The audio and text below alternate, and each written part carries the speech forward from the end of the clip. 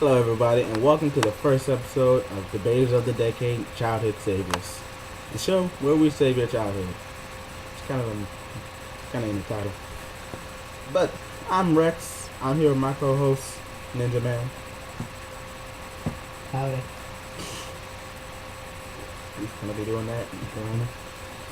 But today, before we start the whole debate, I just want to make sure y'all know. Just make sure y'all know. This has nothing to do with any religious beliefs or anything. So if you leave any religious kind of... Particularly the arguments, any religious arguments between you guys, do not put it on our videos. We are not here to make you believe and become a Christian or a Baptist, okay? It's God. He's up there. Love him, alright? Let it be. This is only for the TV show and for the debate. Calm down. So yeah, if you leave any kind of religious comments in the comment section, we will not read it at all. Alright, moving on. Today, we're talking about a show. We know it, we love it. Ed, and Eddy. And in this show, it's about 3 kids. They live in a cul-de-sac. Live in a cul-de-sac. 3 of them. They each have a variation on the name Ed. Ed, and Double Eddy. D. Well, what they call the third Ed, Double D. Because he's super Ed, smart. No, because he's Ed with 2 D's. Because it makes a difference. So yeah, what they do, they live in the cul-de-sac with about 9 other kids. There's 6 other kids, I'm sorry. Actually, I think the Kanker sisters, I think they would count. Right. Oh yeah, they live in a trailer park. Anyways, they live in the cul-de-sac with 6 other kids, and basically, they spend their days, instead of going to school, walking around the cul-de-sac with the other kids, trying to scam them out of 1 quarter so they can go to the candy shop that you never see only once. Like a few, maybe 2 or 3. Anyways, and they buy jawbreakers bigger than their faces. Literally, and then apparently it takes 1 quarter to get 3 jawbreakers like that big. That is an amazing deal. But anyway, it's so big I can't even fit it on the camera of how big they are. Anyways, basically they use a majority of scams and tricks and plots that never work. Sometimes they're actually pretty cool, but they never work. Most of the time they're just stupid buildings of stuff they should never even find. Really, Eddy is their ringleader, and then there's the one that scams them. Everybody. Then there's the nerd, Double D, the brains, and then there's Ed. The idiot that's just the big lovable lug. He likes buttered toast. And he's just really strong. He's like almost indestructible. Because he walks through walls and stuff. Sounds like a pretty fun, harmless show, right? Well, apparently... Yes, not really a show you would get your morals from, but yeah, it's an entertaining show. But apparently, some people want to ruin that and the innocence of it. Yeah, that's the theory we're talking about today. It's a theory that all the kids, every last one of them from Ed and Eddy, are all dead and the cul-de-sac is purgatory. That is Let that sink in for a second. That's just messed up. And apparently they all came there from different time periods where they died, and now they live together with nothing to do because they're trapped there forever. Yeah, and these time periods all span from colonial America to about 2000 at the latest. Well, 1903, if you want to consider that still colonial, even though we have, democracy. I didn't America. I didn't know which one. Either way. I didn't know when did he die. Okay. 1903. Anyways, they basically said that each single one is dead. Rolf, the farmer, is the one who died in 1903 in a horrible farming accident. I didn't remember what year. I thought it was 20. It's even the reason why there's no cows there, because apparently the cow. Yeah, was what killed. He got stampeded. By one day when the bull got out of the ranch, when he tried to stop it from hurting all the other animals, it trampled him and killed him. The next one was Plank. Yeah, it was Johnny and Plank from the 1920s. He was a very depressed, I'm gonna go ahead and say lonely boy. And he was also sickly. Sickly. It was the times where it was really cool to have a wooden friend with a face on it. And what did he die of? What? And he moved into the area where the land that Rolf's family owned, which was coincidentally the cul-de-sac became. Yeah, and he would also always explore the farm the land and the forest around it. Never had any friends, so he just made up, got a little piece of wood, drew an eye and smile on it, and is all lovable plank we know today. We can't recall how he died at the moment, but he died. Actually, he he was sick. He was very sickly, and just died. Well, and he remembered on his deathbed that the entire time his friend Plank was there. So that's what carried him, Plank, into the purgatory cul-de-sac. The next one is Eddy, good old Eddy. He died. He was died during in the 1930s. Great Depression. He was in good old New York City, where Came down to where the cul-de-sac is. and Well, he was running from all the other kids that he scammed. Just running, they were all angry. Then he drowned in the river trying to get away. And this theory is he was a very messed prankster up. even before death. He was a prankster scamming, always trying to get the almighty dollar. And the next was who was next? I think Kevin maybe or No. Ed. Ed. Yes, Ed and Sarah, brother and sister. They were from the 1950s. They were killed. In a car accident. Both of them, they were from parents, a mother who worked all the time, father who died in war. So they each dealt with it in their own type of way. Sarah, she became selfish, mean, and thought only of herself and made everyone else do everything she was. And meanwhile, Ed decided to seclude himself into the comic books and movies of the time of all the monsters, and thus his obsession with everything. And he also like that. He also emotionally cut himself off, making it seem as if he was just an idiot. But yeah, he just emotionally cut himself off. They did have an episode when he became smart one time in the video. But that was a boomerang episode because everyone became the exact opposite of what they were already was. Anyways, and then the next one is in the 1970s, was probably, in our opinion, the worst story for the death, was the hippie girl Naz. She grew up in a hippie family. Came from two hippie parents. Lovely girl, just always nice, happy. Then when they moved into the cul-de-sac, there was a serial killer going through, and when it came into their house He one escaped night, from the nearby prison. she was raped and killed. He broke into their house, raped and killed her. We don't like this theory. Not at all.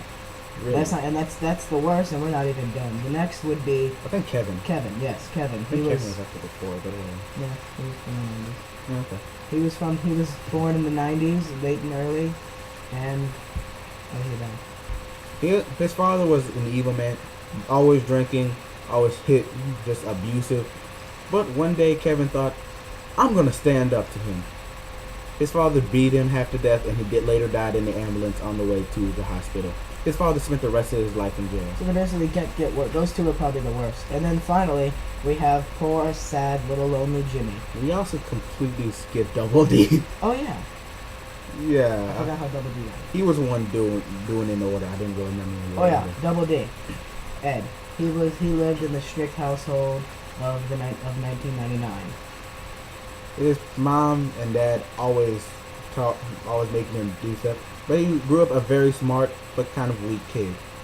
One day, he was doing experiments in his lab. Something caught fire and the house exploded, killing him and his parents. But before he was actually killed, the gas from the experiment kind of broke over, kind of choked. It was already choking him to death, and it was also flammable. So The house exploded. Kaboom.